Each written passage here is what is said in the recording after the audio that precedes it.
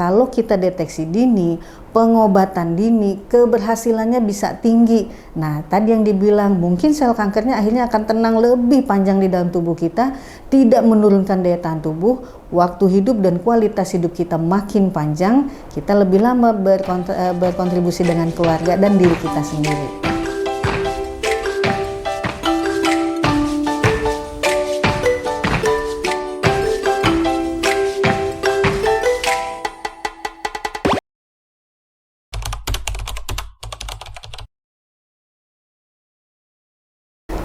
Sel mulut rahim. Nah, anatomi rahim tuh kayak apa sih yang berubah?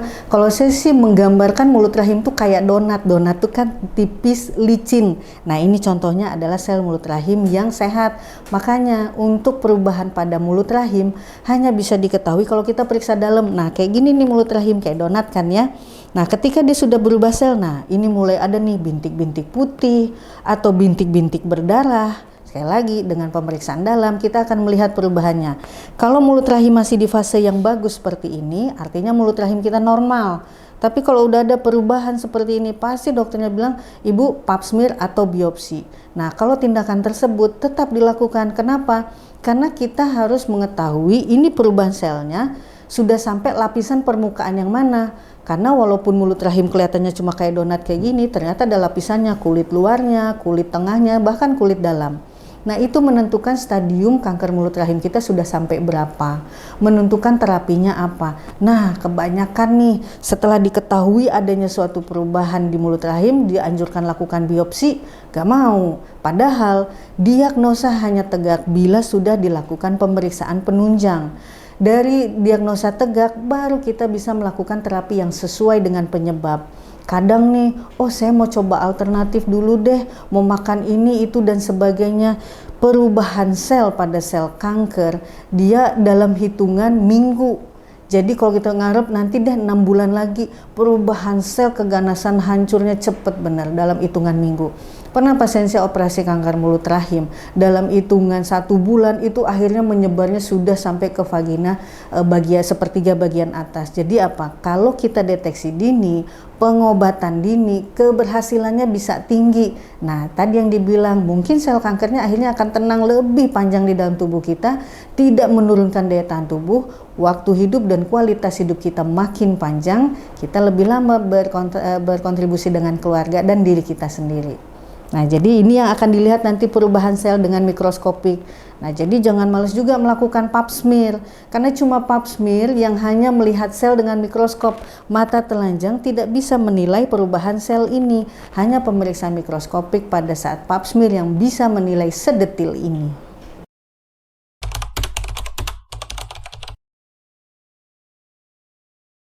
Nah, sebenarnya sih bukan suatu saran buat pemerintah nih. Jadi pemerintah udah bikin program bagus banget, tapi masih ada nih ibu-ibu yang menolak dilakukan vaksin untuk anaknya. Yuk lindungi anak kita dari kejadian kanker mulut rahim. Kenapa? Mungkin 10-15 tahun ke depan para ibu-ibu muda sudah tidak mau lagi nih cepet-cepet punya anak atau punya anak banyak. Nah, maka nanti akan berkembangnya apa? Kanker mulut rahim. Yuk lindungi anak-anak kita dengan vaksin anti kanker mulut rahim. Yang kedua adalah dengan pola hidup sehat.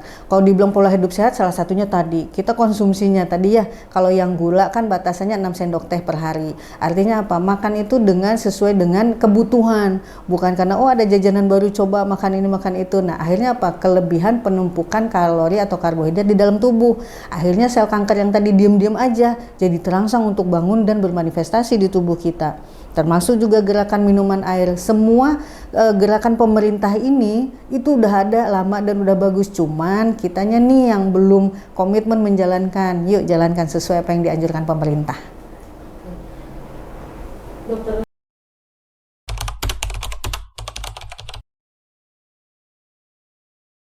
Pastinya begitu. Setiap pasien yang kontrol nih, misalnya dok saya keputihan, itu wajib diperiksa dalam. Kita lihat mulut rahimnya. Oh, gambar mulut rahimnya licin. Oh, ada bercak darah. Biasanya kita mulai dulu pengobatan inisial atau pendahuluan 5 hari dengan antibiotik.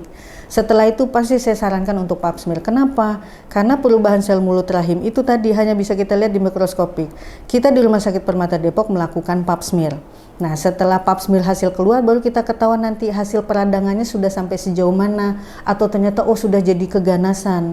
Kalau keganasan ini udah kelihatan banget, mulut rahimnya tuh darahnya banyak, jaringannya compang-camping. Nah, kalau sudah seperti itu kan istilahnya, oh dokter sudah angkat tangan ya.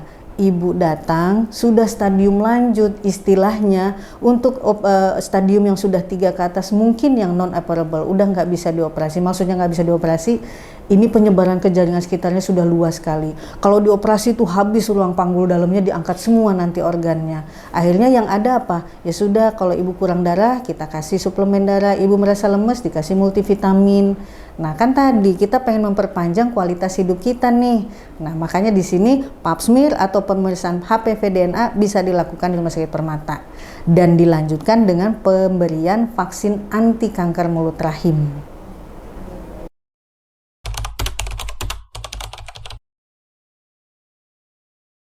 Oke, untuk ibu-ibu atau rekan-rekan wanita se-Indonesia yang sedang berjuang menghadapi kanker mulut rahim atau kanker, saya turut mendukung dan mendoakan semoga tetap fisiknya dan mentalnya kuat menjalaninya. Intinya pengobatan itu adalah untuk menjaga supaya sel kanker tadi tidak bermultiply dalam waktu singkat, memberikan kita waktu untuk kualitas hidup lebih lama. Jadi memang pengobatan itu mungkin tidak memberikan kesembuhan 100%, tidak menghilangkan sel kanker 100%, paling tidak memberikan kita waktu lebih panjang untuk keluarga dan untuk diri kita sendiri. Semangat ya! Oke, terima kasih untuk sahabat nutrisi keluarga dan sahabat Rumah Sakit Permata Depok yang telah menyimak penyampaian kami tadi. Harapan saya mudah-mudahan ini menjadi bermanfaat dan diamalkan ya. Terima kasih, sampai jumpa. Wassalam.